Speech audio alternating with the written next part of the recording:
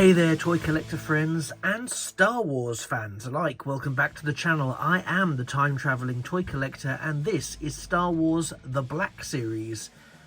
Jon Favreau as Paz Vizla, as appears in Star Wars The Mandalorian. This is a fantastic little set, and I'll go over it in a second. Bit of context. I picked this up from London Film and Comic Con recently. In July, and it was at an extremely special offer price that I couldn't turn down. In most places it was operating, it was available around 30, 35, 45 pounds UK money. I did not pay that for this. I managed to pick it up on the last day. People were looking to get rid of their stock. This was tucked up on a shelf on a booth I'd visited a few times, so I also built up a bit of loyalty credibility as well by picking up a few other items from them whilst I was there.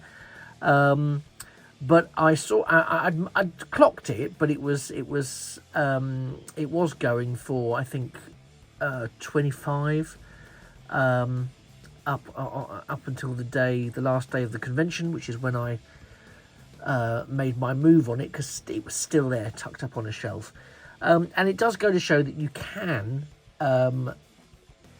play the game, the slightly long game, although it is high risk because it could easily have been gone, but it wasn't, and I was really appreciative. And yeah, so just as a tip, if you are looking to pick up figures and you don't want to play time roulette, i.e. will it still be there on the last day, ready for me to haggle the price a little bit? If you're willing to take that risk, it can pay off, as it has in this case. Doesn't always pay off, and I'm one of the first people to point out that it doesn't always pay off, because I've suffered from it and have kicked myself many times when I've gone back to get something and it's gone. So it is a gamble that you cannot predict the outcome of, I'm afraid. But I was very, very lucky with this one. So let's get down to the packaging. I love the packaging, as I've mentioned before. I'm a returner to collecting Star Wars, but I hadn't collected Star Wars since being a child of the late 70s and the 80s, when the range was really at its height, in those early days before modern sensibilities around toy collecting have kicked in. And this is a very, very classy piece of box work. You can see, as is often the case with the Black Series, and I've said this before in other videos, this is not really a figure that is aimed at the children to play with. This is an adult collector's market type of figure. You might disagree with that. You might think, no, I'd get this for my kids. But I genuinely think that from the classiness of the packaging to the quality of the figure and the nature of the figure as well, to be fair. You may have seen, I did a video a little while back of George Lucas in Stormtrooper disguise as a tribute to George Lucas's contribution, well, an invention of Star Wars. And here we have, possibly, I won't call him the modern day George Lucas, because I don't know A, how he'd take it, or B, whether or not that's a fair comparison. But Jon Favreau has done so much for so many franchises, actually. Excuse me. But he has, got his hands on Star Wars and was behind The Mandalorian. So it's quite fitting that he finds himself immortalised in a Mandalorian figure. So just as I say, quick look at the packaging. We've got that lovely Black Series depiction of the Mandalorian's helmet there. That nice sort of copper, bronze, off gold lettering as part of that very shiny, very sleek frontage.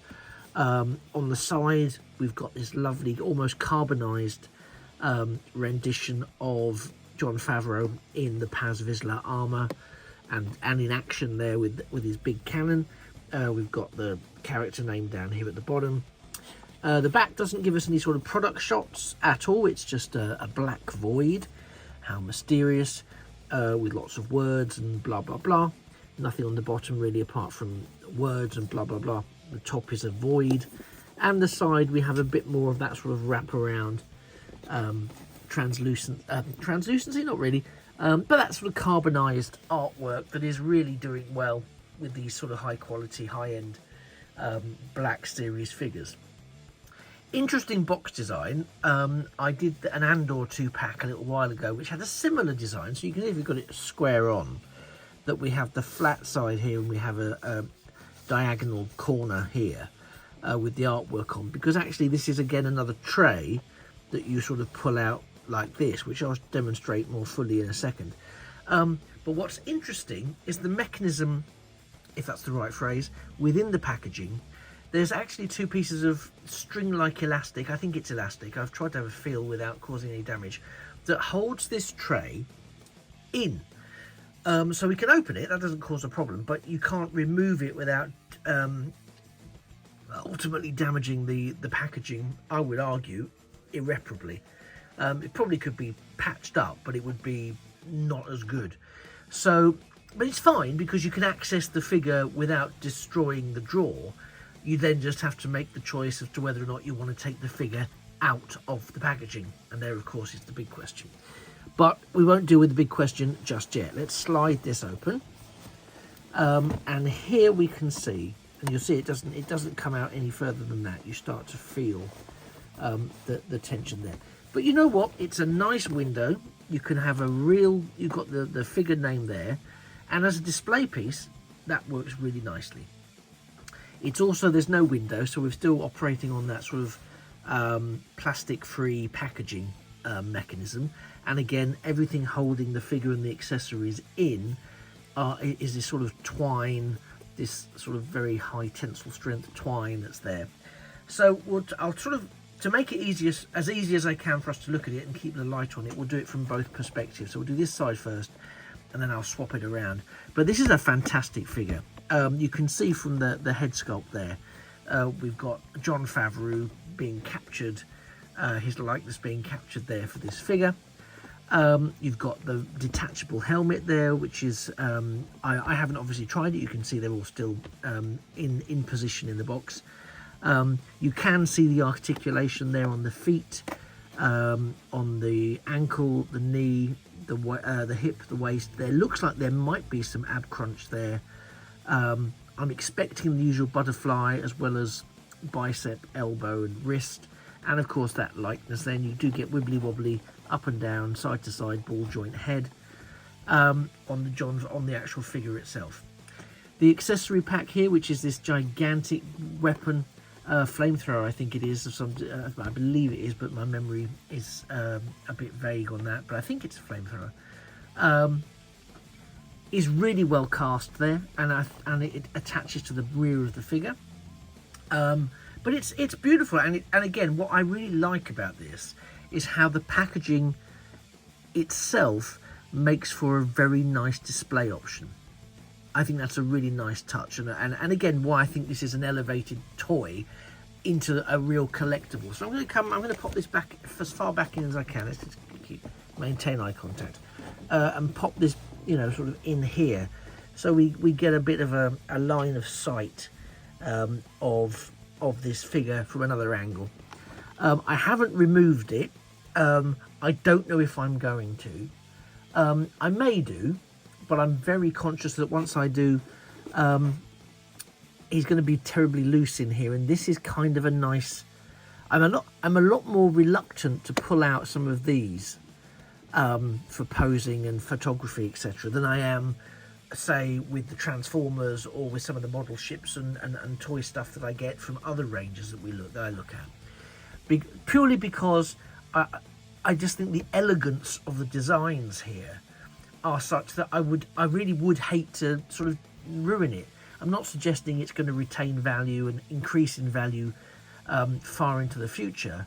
However, it certainly won't do if I start dismantling it and damaging it and losing parts. I mean, I think I could still find a way to store it within there, on this lip. I think I could get it to stand and be displayable. But I could see by the same token how that would not work out for me, and I'd end up losing the helmet, or I'd lose the accessory, or something along those lines. And again, it comes back to, I really like this as a display option. I really like it. And it's also the sort of thing, you know, you put it away, you put it into whatever sort of storage you have for a period of time, and it's the sort of thing, much like I experienced when I started going through old boxes of stuff that were from my parents when I was clearing out the property rather. You open it up and you go, oh my god, I completely forgot I had this. Oh my god, I completely forgot how wonderful it is and how lovely it is and how blah blah blah. Which I do think is a real feature of this figure.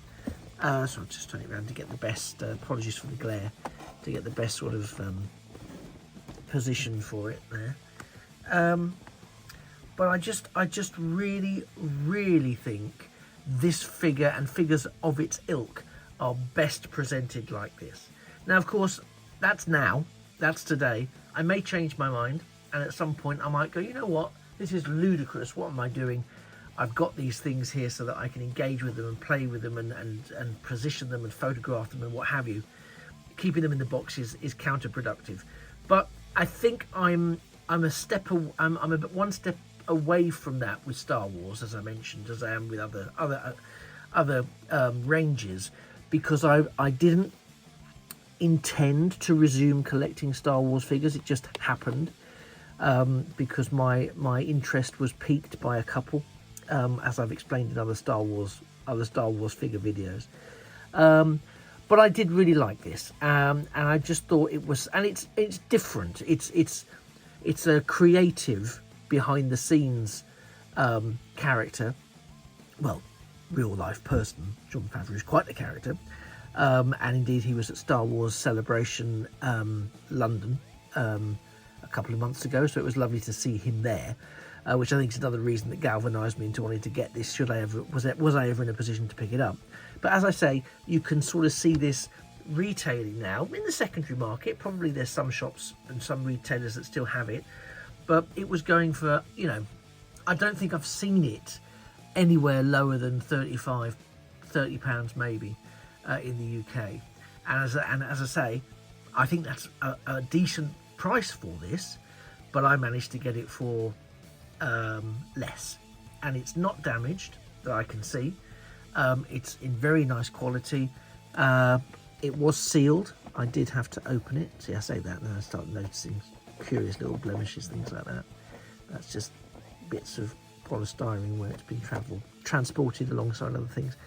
And as I said, I do like the way this, it sort of tucks away and you can just have these things somewhere. Boom, boom, boom. It doesn't have any numbering on here. You'll be aware that a lot of the figures have numbers. This is missing from here, but I think it's because it's a special release. I think it's because it's actually the Jon Favreau figure rather than an actual, because I don't think Jon Favreau voiced Paz Vizla, but maybe I'm wrong on that. And if I am, by all means tell me in the comments, because I actively acknowledge that I'm not confident in my answer there.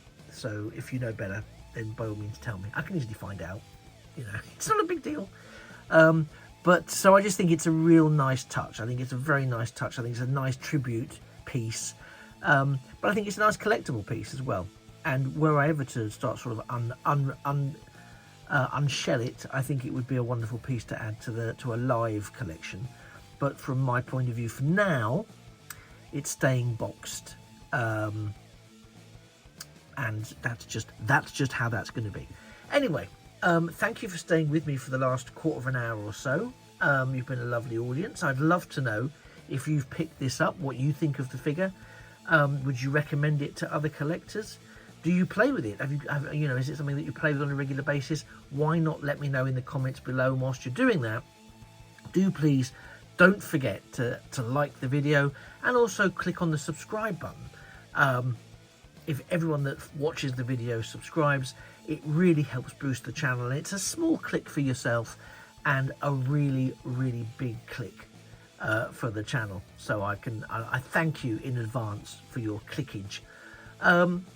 So this has been Star Wars The Black Series, Jon Favreau as Paz Vizla. You've been wonderful. I've been the time-travelling toy collector, and it just remains for me to say that I hope I'll see you in a future video, and that a thing of beauty really is a toy forever. Take care. Bye-bye for now.